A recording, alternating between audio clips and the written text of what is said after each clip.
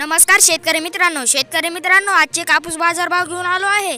तरी आपण आपल्या चॅनलला नवीन असाल तर आपल्या चॅनलला सबस्क्राइब करा, जेणेकरून नवीन येणारा व्हिडिओ आपल्याला सर्वात अगोदर पाहायला भेटेल।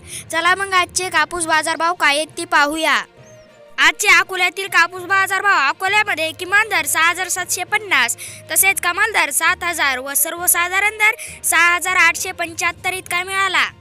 तसेच हिंगणघाटमध्ये आज कापसाला किमान दर 6000 व कमाल दर 7160 व सर्वसाधारण दर 6500 इतका मिळाला।